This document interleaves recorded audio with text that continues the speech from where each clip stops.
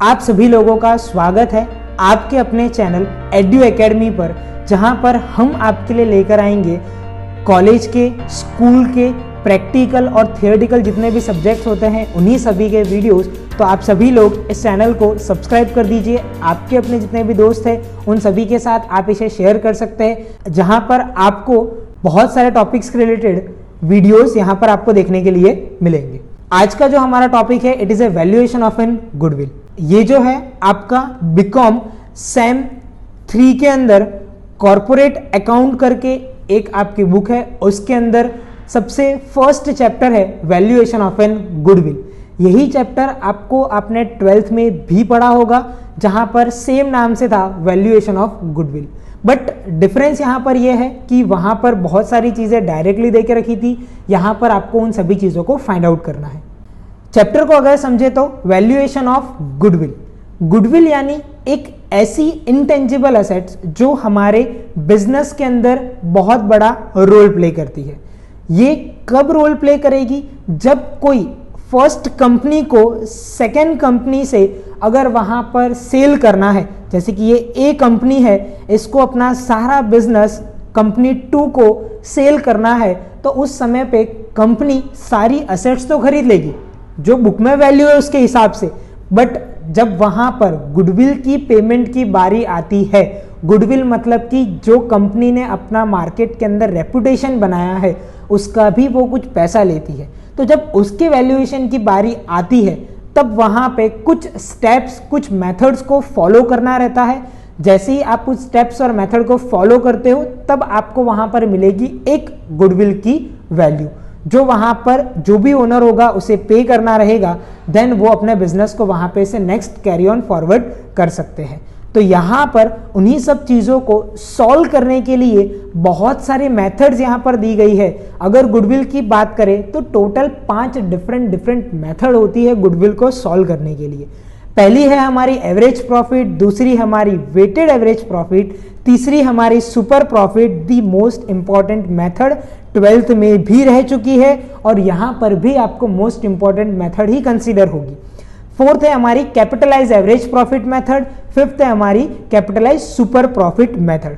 जो most important method है वो है हमारी सुपर प्रॉफिट मेथड, जो हमें कॉलेज के अंदर जितने भी सम वैल्यूएशन ऑफ गुडविल के हम सॉल्व करेंगे उसके अंदर हमें इसी मेथड का यूज करना है।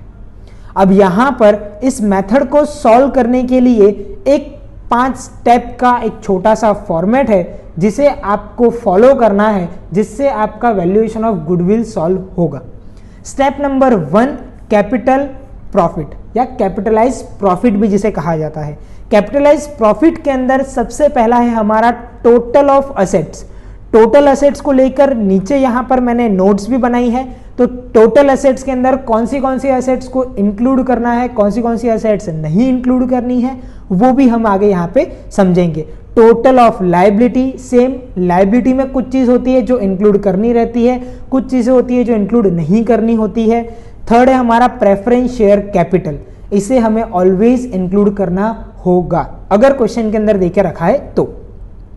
स्टेप नंबर 2, एक्सपेक्टेड प्रॉफिट, इसे सॉल्व करने के लिए कैपिटल एम्प्लॉयड का मल्टीप्लीकेशन करना है एक्सपेक्टेड रेट ऑफ रिटर्न के साथ, जिसे कहा जाता है ERR इन शॉर्ट में। स्टेप नंबर 3 और मोस्ट इंपॉर्टेंट स्टेप, यहाँ पे लोग बहुत सारी गलतियां करते हैं, तो यहाँ पे ध्यान रखना। स्टेप नंबर 3 के अंदर 2 प्रॉफिट से आप स्टेप नंबर 3 को फाइंड आउट कर सकते हो। पहला हमारा एवरेज प्रॉफिट से, दूसरा हमारा वेटेड एवरेज प्रॉफिट से। अब क्वेश्चन के अंदर कौन सा प्रॉफिट दिया है वो भी हम आगे समझेंगे। हमें पता कैसे करना है कि ये कौन सा प्रॉफिट है। जब आप प्रॉफिट ढूंढ लेते हो उसके बाद आपको टैक्स की वर्किंग करनी है। अब टैक्स की इंफॉर्मेशन आपको क्वेश्चन के अंदर ऑलरेडी गिवन होगी कि वहां पर आपको बिफोर टैक्स सॉल्व करना है या आफ्टर टैक्स सॉल्व करना है। जो भी टैक्स आपको सॉल्व करना है उसका भी मैंने ऑलरेडी एक फॉर्मेट बना दिया है, आप उसे फॉलो करेंगे तो बिफोर टैक्स और आफ्टर टैक्स भी यहाँ पे सॉल्व हो सकता है।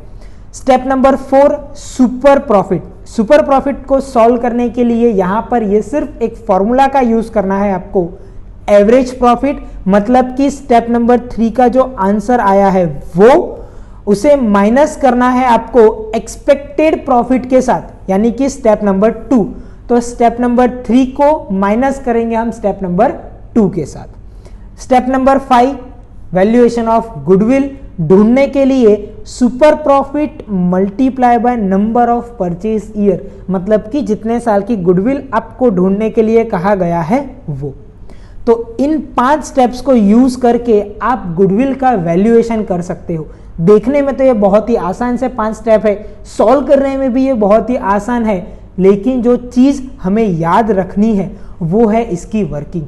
अगर आप वर्किंग कभी भूल जाते हो तब आपको वहां पर कौन सी चीज इंक्लूड करनी है, कौन सी चीज इंक्लूड नहीं करनी है, वो आपको वहां पे प्रॉब्लम दे सकता है। लेकिन उसका टेंशन लेने की जरूरत आपको नहीं है। मैं आपको यहाँ पर हर एक चीज को बताऊंगा जिससे आपका जो भी ये क्वेश्चन अगर एग्जाम में आता है तो आप आसानी से इसके 14 मार्क्स जो है वो स्कोर कर सकते हो। तो यहाँ पे टोटल असेट्स के अंदर कौन सी चीज इंक्लूड होगी और कौन सी चीज एक्सक्लूड होगी। तो यहाँ पर पहले हम समझते हैं कौन सी चीज एक्सक्लूड होगी, बिकॉज चीजें जितनी एक्सक्लूड हो रही है उसके अलावा की बाकी की जो भी चीजें वो सारी की सारी इंक्लूड हो जाएगी। तो यहाँ पर 3 चीज एक्सक्लूड होगी। पहला है हमारा गुडविल। सीधी सी बात, अगर हम गुडविल का वैल्यूएशन कर रहे हैं तो गुडविल को इंक्लूड कभी भी नहीं करना है। Next non trading investment. ध्यान रखना 2 इन्वेस्टमेंट होते हैं, एक होता है हमारा ट्रेडिंग इन्वेस्टमेंट और दूसरा होता है हमारा non trading investment. Non trading मतलब कि आप चाहो तो भी आप इसे मार्केट में ट्रेड नहीं कर सकते हो, तो इसे आपको कभी भी इंक्लूड नहीं करना है, बिकॉज इसका कोई काम नहीं हमारी गुडविल के अंदर। हाँ, हम किसे इंक्लूड करेंगे, जो हमारे ट्रेडिंग इन्वेस्टमेंट है वो, क्योंकि ये हमें पैसा देंगे, इन फ्यूचर हम इसे ट्रेड करेंगे और हमको पैसा मिलेगा।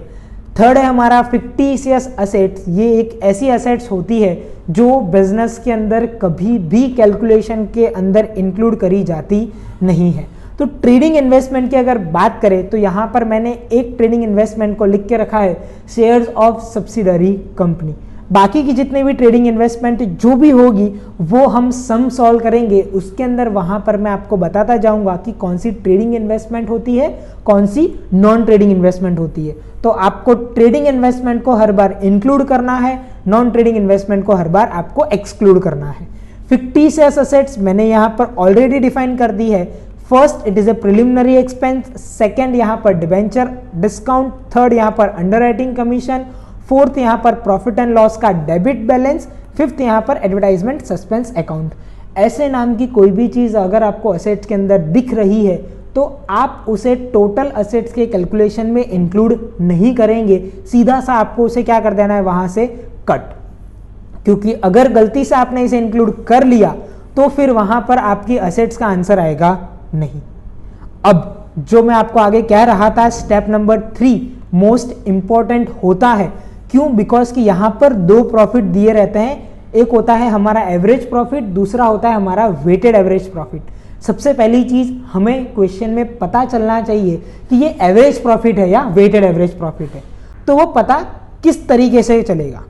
तो जब आपको क्वेश्चन के अंदर जो प्रॉफिट दिया है, क्वेश्चन के अंदर आपको जो प्रॉफिट दे के रखा है, उस प्रॉफिट को अगर फॉर एग्जाम्पल पहले ईयर का प्रॉफिट आपका 1 लाख, दूसरे ईयर का प्रॉफिट आपका 50,000, तीसरे ईयर का प्रॉफिट आपका 2,50,000, चौथे ईयर का प्रॉफिट आपका 1,50,000। इसका मतलब यहां पर आप देख सकते हो, पहले आपका प्रॉफिट 1 लाख था, फिर डिक्रीज हो गया, फिर इंक्रीज हुआ, फिर डिक्रीज हो गया।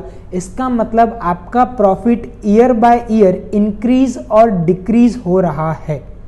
आपका प्रॉफिट जो है वो कांस्टेंट नहीं है। अगर आपका प्रॉफिट इंक्रीज डिक्रीज होता है तो आपको एवरेज प्रॉफिट का यूज करना पड़ेगा, बिकॉज आपको इन सब का एक एवरेज निकालना पड़ेगा। आपका प्रॉफिट फिक्स नहीं है इसीलिए।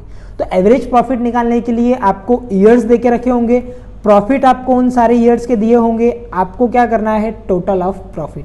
तो एवरेज प्रॉफिट का फॉर्मूला किस तरीके से बनेगा, जो आपका टोटल प्रॉफिट आपने ढूंढा होगा divided by total number of years, मतलब कि जितने ईयर का प्रॉफिट का आपने टोटल करा है वो।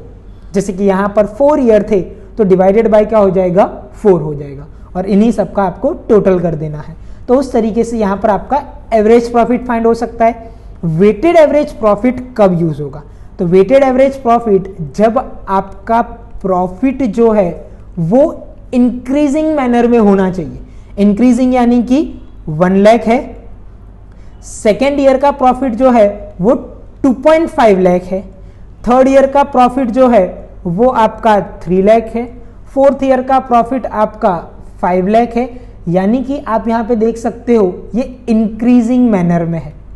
सिमिलरली अगर ये डिक्रीजिंग मैनर में होता है, 5 है, 3 है, 2.5 लाख है, 1 लाख है, अगर ये डिक्रीजिंग मैनर में भी अगर सेम डिक्रीज ही हो रहा है, जैसे कि यहाँ पर ये कॉन्स्टेंटली डिक्रीज हो रहा है, अगर ये इंक्रीज होता है प्रॉफिट या तो कॉन्स्टेंटली, वर्ड ध्यान रखना कॉन्स्टेंट इंक्रीज होना चाहिए। मैंने यहाँ पर बोला है कॉन्स्टेंट इंक्रीज, एक नंबर के साथ इंक्रीज नहीं होना चाहिए, सिर्फ इंक्रीजिंग मैनर में होना चाहिए। तो जिससे आपको पता चलेगा कि आपको वेटेड एवरेज प्रॉफिट सॉल्व करना है। अगर इंक्रीज हो रहा है या तो कांस्टेंट डिक्रीज हो रहा है तो आप मेथड यूज करोगे weighted average profit step number 3 के अंदर। तो वेटेड एवरेज प्रॉफिट के लिए सबसे पहले आपको ईयर्स दे के रखे होंगे। प्रॉफिट आपका जो भी क्वेश्चन में दिया होगा वो आपको यहाँ पे लिखना है। वेट अगर क्वेश्चन में मेंशन्ड है तो आप एज इट इज लिखो, अगर मेंशन्ड नहीं है तो first year it is denoted by 1 and फिर आपको उसे क्या करना है, सीक्वेंस को कंटिन्यू करना है 1 2 3 4 5 जितने ईयर का प्रॉफिट दिया हुआ है वो। एंड लास्ट हमारा वेटेड प्रॉफिट। तो वेटेड प्रॉफिट किस तरीके से फाइंड आउट होगा? प्रॉफिट का मल्टीप्लाई जब आप वेट के साथ करोगे तो आपको यहां पर क्या मिल जाएगा, वेटेड एवरेज प्रॉफिट। तो इतना आसान तरीके से आप यहां पर एवरेज प्रॉफिट और वेटेड एवरेज प्रॉफिट को ढूंढ सकते हो। तो वेटेड एवरेज प्रॉफिट का फॉर्मूला यहां पर किस तरीके से बनेगा, टोटल वेटेड प्रॉफिट आपका जो भी है डिवाइडेड बाय टोटल वेट। तो यहां पर टोटल वेट से हम उसको क्या कर देंगे, डिवाइड कर देंगे। तो आपका यहां पर बन जाएगा वेटेड एवरेज प्रॉफिट का फॉर्मूला। तो इस तरीके से यहां पर आप एवरेज प्रॉफिट और वेटेड एवरेज प्रॉफिट के बीच में बाइफर्केशन कर सकते हो। किस बेसिस पे बाइफर्केशन होगा, हमेशा ध्यान रखना प्रॉफिट के बेस पे, कॉन्स्टेंटली इंक्रीज डिक्रीज या तो फिर इंक्रीज डिक्रीज हो रहा है। नेक्स्ट जो है वो है हमारा यहां पे फॉर्मेट बिफोर टैक्स और आफ्टर टैक्स का। बिफोर टैक्स का जो फॉर्मेट है उसके अंदर एवरेज प्रॉफिट, ध्यान रखना जो आपने अभी ऊपर फाइंड आउट करा है एवरेज प्रॉफिट या तो फिर वेटेड एवरेज प्रॉफिट, जो भी आपका आंसर आया आपको उस आंसर को यहां पे नोट करना है। उसके बाद अगर क्वेश्चन में कुछ एडजस्टमेंट्स गिवन होते हैं, वो जब क्वेश्चन आएगा तब मैं आपको इन डिटेल में बताऊंगा कि एडजस्टमेंट्स कैसे दिखते हैं। अगर कुछ एडजस्टमेंट्स दिए हैं तो आप उन एडजस्टमेंट को यहां पे लिखेंगे। उसके बाद नॉन ट्रेडिंग इन्वेस्टमेंट, जो इन्वेस्टमेंट आपका अमाउंट दिया होगा, फेस वैल्यू का अमाउंट जो होगा उसका मल्टीप्लाई करना है उसी के परसेंटेज के साथ।